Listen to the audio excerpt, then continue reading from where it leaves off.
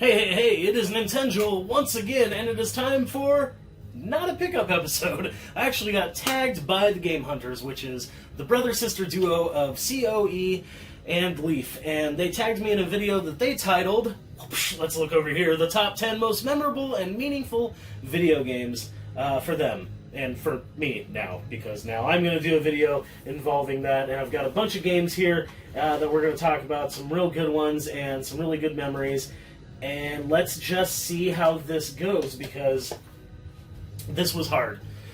This is one of the hardest videos I've actually done in a long time, trying to figure out not my 10 favorite games, but maybe the 10 games that were most memorable and had the most impact on me. It was really hard, and there's a bunch of games left out of here. There really are. I had a really hard time choosing 10 of them. Right off the top of my head, Super Metroid, Minish Cap, Shadowrun on Super Nintendo, Soul Blazer. There's quite a few games that really did have an impact and were very meaningful to me, but this video was for 10, so let's just get right to it and see what we can do. So we're going to do this in chronological order, starting with Atari 2600, because that was my first console. Though I did not own this game, I had friends that lived across the street from me that owned an Atari as well, and Pitfall 2 was one of the games they had, and this had a huge impact on me simply for the fact that it had a soundtrack. Now, back then, most games were bleepy, bloopy, blippity bloppy, and maybe not even music so much, but sometimes beeps and boops, or if they did have music, it was really cheesy and bad. This was the first game that I ever played on a home console that had an actual tune, and a good tune, and in fact more than one tune. It had at least 2 or 3 songs in this game, and they're still so memorable. I haven't played this game in years, and I still remember the songs. But Pitfall 2, Lost Caverns, I definitely had to talk about that game, because it was just, that was the first time for me that I saw something where I was like, wow, they can do that at home. Huh. That's cool. You know, they didn't do it before. So, yeah, very, very memorable and very impactful to me as somebody that loves music and as a musician. It still blows me away how much that blew me away. Okay, so when I got my Nintendo, it came with a lot of games. It was a chunk of games. I don't know exactly how many, but I would estimate maybe 15 or so games. The Nintendo had already been out for a while, for probably a couple of years or so, and I got it from a neighbor. In that pile of games were some really, really good ones and some really bad ones, but there were a couple RPGs. There was Dragon Warrior and there was Final Fantasy. And it was kind of hard for me to choose which one was more impactful to me, because they both were. As somebody that loved, like, Lord of the Rings and Narnia and all that kind of stuff, I really was blown away that you could be a character in a medieval setting. And then with this one, at the end, it had the sci-fi stuff, which was fascinating to me as somebody that loved, like, Star Wars.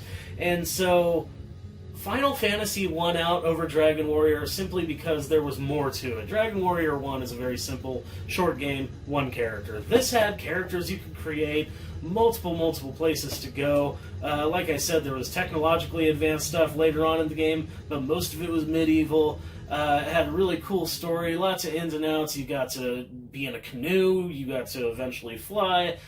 Just, this game really had it all. And it's hard to talk about RPGs without talking about the first Final Fantasy. That's how much of an impact it had on me. It's one of those games that it will live forever. It will live forever. So yeah, Final Fantasy number 2. Next pick, we're gonna do chronologically. What's the next one chronologically? I guess Metroid 2: Return to Samus. Now this one, you're probably wondering, why was Super Metroid the afterthought? Why was Super Metroid the one that didn't get this spot? Why is it Metroid 2 on Game Boy? Well, the truth is it's kind of sad, but I moved so much as a teenager and a bit as a kid, but I moved so much as a teenager that there are some memories that I just have not retained, because stuff got really jumbled up, especially my freshman year and for a couple years after that. I went to 4 different high schools my freshman year, and yeah, moved around a lot, and even a couple years after that. So there are some games that I've played that I know I played back in the day, but I just don't have memories of it. I can't remember where I first played Super Metroid, or even where I bought Super Metroid. But that being said, I do very, very fondly remember when and where I played Metroid 2, Return to Samus. I had gotten a Game Boy for Christmas from my parents. I think that's the only video game thing they ever got for me as a kid. I'm pretty sure. They got me a Game Boy and a few games. There was like Mario Land, Turtles, Metroid 2, and maybe something else. And, Castlevania 2, Belmont's Revenge, which is a great game also. But Metroid 2 really captured my attention, and not only that, but I played this game right after Christmas. We went on a trip to Nevada, and it was near Lake Tahoe, and there was still, snow everywhere. It was winter, so there was snow everywhere, trees were beautiful, everything was gorgeous. So I'd be playing this awesome game and marveling at the fact that I'm playing on this tiny little unit. I'm playing a game that, I'd already played Metroid 1 by this point, and I'm like, man, Metroid 2's got more stuff, better music, but it's on a Game Boy. Like, how is this possible? How is this black and white game so awesome, or green and black, whatever? But I had a really good time beating this game that trip, and we stayed at this awesome cabin, and so it was just really cool memories mixed with a really cool game, just making it so that Metroid 2 happens to be the best Metroid experience that I remember. Even though I love Super Metroid more, this is the one that has the impactful memory to it. Okay, so next, let's see, I guess the next would be Super Mario World. And this one's interesting because I played this when the Super Nintendo first came out. I believe the neighbors across the street that had Pitfall 2, yeah, I'm pretty sure that's where I played this, because they got a Super Nintendo, and they had like this and Contra 3, and I think something else. And I remember playing this for the first time and just being like, wow. Like, I was like, Mario World is such a huge upgrade from Mario 3. Like, Mario 3 is such a great game, but as far as graphically and musically and content-wise, I was blown away by the upgrade from a Nintendo to a Super Nintendo, and Super Mario World back then was the most obvious example of like, wow, look at that upgrade. Just look at that upgrade. Would you just look at it? But anyways, Mario World also gets a spot because I have a lot of memories playing this game with a lot of different people. Everyone from my sister to my brother-in-law to friends. I remember playing this on the coast when I lived in Coos Bay with this dude, and us beating it, and I just have a lot of memories with a lot of people playing this game, and it was such an upgrade that, yes, it's very memorable. When I first saw it, just being like, wow, like, holy crap. And the same can be said for, let's go here first, actually. Maybe this should have been next, because it's actually a Nintendo game, but it's a late Nintendo game. I'm not sure if the Super Nintendo was already out by the time this was out. I don't know, but Dragon Warrior 4. So the other RPG, again, besides Final Fantasy, was Dragon Warrior. And it was a cool little game. I really enjoyed it. I know a lot of people say it's too grindy. There's, the music's going to drive you insane. All kinds of crap. But this game, first of all, I like Dragon Warrior 4. I love Dragon Warrior. Dragon Warrior 1, I mean. But this game, when I got this game, this was the next one I played. I didn't get to play 2 and 3. And so my local rental shop got this in, and I was like, ooh, I gotta try that. And this was, even though it was on the same system as Dragon Warrior 1, this was such an upgrade from that first game that I was like, what the hell? Like, 5 different chapters, at least 8 different characters. The last chapter culminates everything together, getting the whole party together. It's got a crazy, awesome story. Every moment in the game is truly memorable. The music was fan-fucking-tastic. It's a spectacular video game, and it's a king among RPGs, and one of my favorite RPGs of all time. And this one I just discovered by myself. Rental store, saw the Dragon Warrior logo, and was like, oh, that's the new one. I have to try that. And was not disappointed. This has such a huge impact. It still remains one of my favorite games in the world to this day. Okay, so now this next one you would think that I would choose Final Fantasy VI as my most memorable and most impactful game from Final Fantasy. And we already did the first one, but when Final Fantasy II came out, because back then we didn't realize it was actually 4, but when Final Fantasy II on Super Nintendo came out, this was again another example of like, holy crap, look at the upgrade from Final Fantasy 1 to Final Fantasy 2. It was mind-blowing. And when you look at Final Fantasy 2 right now, it's an early game, and it's really not the greatest looking, but man, the music, the atmosphere, and yes, the upgrade graphically from Nintendo was just insane. I remember seeing this game at a friend's house in the Bay Area, and just being like, almost emotional. If I can remember like what I felt when I saw it that day, it was almost emotional because I saw it right when they got it, and so I heard that whole like opening orchestral thing and the whole thing with the Red Baron or the Red Wings and all that stuff, and dude, it was so crazy. It was almost like watching a movie. Back then, I was like, this is almost like a movie. It's got such impactful music and such atmosphere, and yeah, to this day, I think Final Fantasy IV, as we now know it, Final Fantasy IV has some of the best music in video game history, so hugely impactful, and those were some of my best friends in the Bay Area, and I really had a good time playing games with them, so that was just a very impactful day playing that, and not only that, but they had gotten like, I think they had gotten like Mario Kart 2 and a few other games. Was it Mario Kart then, or did they get that later? I can't remember now. Anyways, they had gotten several games, and I remember Roadrunner's Death Valley Rally. Even something as stupid as that, I was just like, look at these graphics! I was like, this is amazing! Compared to Nintendo, you know what I mean?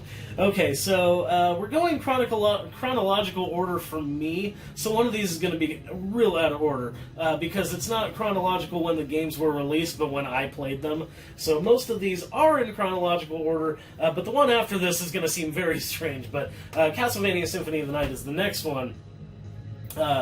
Again, one of my favorite games of all time. I remember playing this as a teenager with my friends Charlie and Chris, and smoking a bunch of greens, and probably drinking 40s when we shouldn't have been, and just staying inside all day long and watching my friends, and sometimes taking turns with my friends, playing Castlevania Symphony of the Night, and like Resident Evil and a few other games. But Castlevania Symphony of the Night was a huge, again, such a memorable step up from Castlevania 4. Super Castlevania 4 is a fantastic looking game, fantastic playing game, but when Symphony of the Night came out, it wasn't just about the crazy graphical upgrade, which was insane, but the orchestral music, one of my favorite soundtracks of all time, that really had a huge impact on me as well. But the main thing was the inclusion of RPG elements in a Castlevania game. That blew me away. When my friend showed me that, and he was like, oh yeah, you can equip swords and armor,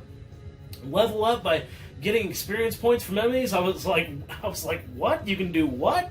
He's like, yeah, man, it's Castlevania, but an RPG. I was like, holy shit. I was like, I need this in my life. And the first chance I got this game. In fact, I got my PlayStation with this game, and and it was a disc only, but yeah, I had so many hours of fun playing Castlevania Symphony of the Night. And the thing is I moved right after this came out, or fairly soon after this came out, and had a lot of time on my hands, and this filled the void, along with Final Fantasy VII. Okay, so this next one, again, this is totally out of order, and the reason why is because I didn't play this until, I would guess maybe, I could look it up when I beat it, because I actually document when I beat games. I'm such a nerd. But I would say more than 5 years ago I played and beat this, maybe 7 years ago, I don't know. But Shining Force on Genesis, and you're like, why is there a Genesis game in the middle of this? Because again, I didn't play this until later on, and I never really got tactical RPGs. I owned Final Fantasy Tactics, and I played a little bit of it, and was just like, I don't know, it's alright. Like, I just didn't get it. And Final Fantasy Tactics is a little more complex in some ways, and especially when compared to Shining Force. But anyways, I just kind of ignored tactical RPGs for a long time, but I was kind of collecting them off and on, thinking that one day, maybe I'll get it. You know what I mean? Kind of like KEIO titles, like one day I'll get it. No, never. I just never got never got into them. But tactical RPGs, I did finally start to get. And Shining Force, the first one, is largely responsible for that. A very simplified tactical RPG with some of the most memorable music in the world. I can think of the town song literally right now off the top of my head, and just awesome character art, really cool pixel art, a neat story, and just was cool because I didn't grow up with anything Sega. Really, I didn't grow up with anything Sega. And so to enjoy a Sega Genesis game so much that I could not put it down and actually had to beat it very soon after I started playing it, it was just very impactful for me. So Shining Force, along with another honorable mention, Front Mission, are responsible for getting me into tactical RPGs. So definitely important, definitely memorable. Moving on. We got two newer games here. The last two games are newer, and they definitely had impact on me. And the first one is probably guessable. Legend of Zelda Breath of the Wild. There's so much that can be said about this game, and so much has been said about this game, I'll keep this short. This game is responsible for opening my eyes and broadening my horizons to what I like and what I feel like I'm capable of playing in video games. Because before Breath of the Wild, I had never really played many open world games before. I didn't quite get them. I felt like they were too overwhelming. There was too much to do, too many button combinations. You're using every freaking button on the controller for something different, and it was very overwhelming to me. When I got Breath of the Wild, it was overwhelming to me. And in fact, it's funny, I have a friend playing it right now, Roaming Dan. He's playing it right now, and he's overwhelmed by it. And I can see why, because I was too. In fact, I gave this game a very large break after I was about... after I was about maybe 30 hours into this game, I think, I put it down for a long time, because I was just like, I don't know that I'm accomplishing anything. I would sometimes sit there and play a game for hours and just be like, what am I doing? I'm just like cooking things and collecting ingredients and trying to get more arrows, and that's like all I was really doing, and getting a little bit better at combat, but I was just like, what am I doing? And finding the occasional shrine, but I had no focus, I had no direction. That's one thing about the game, is it doesn't give you much direction. The best thing I could say is explore. And it's just had such an impact because it was such a high learning curve and a steep learning curve, and just having to force myself to be like, no, let's just look around and see what we can do and see what we can accomplish, and occasionally even Googling something and be like, what the hell am I supposed to do? And after a while, it became like second nature, and it really has impacted what I play now. And before, I was such a turn-based RPG and action game kind of guy, or like, I was turn-based RPG guy, but then my action games were very simple, like older Zelda games and Metroidvanias and stuff like that. And now I want to play more complex things. One of the things I'm playing right now is Ghost of Tsushima, which actually in a lot of ways reminds me of Breath of the Wild, and that's something I probably wouldn't have played before I played this. So very impactful, really broadened my horizons, I think. And the last game. This might be predictable as well for people to watch my channel. Here, we'll take the slipcase off because the steelbook's so pretty. But this might be obvious, but Yakuza Like a Dragon. I don't even know what to say anymore about this game. I get worked up every time I talk about Yakuza Like a Dragon, because it is insane that in these times, these modern times, this only came out a year ago, a little over a year ago, that a game can impact me so much that I could truly look at an RPG and be like, this is perfect. This is like near perfection. and I knew it before I even bought the game. As soon as I saw footage of it, and they were giving nods to Dragon Warrior, and I saw that it was turn-based, but a little action-oriented turn-based, I was like, what the hell is this? I need to play this game, and I did. My girlfriend got me this for Christmas, and I ended up finishing Dragon Quest XI first, and then going straight into this game and being like, this is better than Dragon Quest XI. This is insanely good.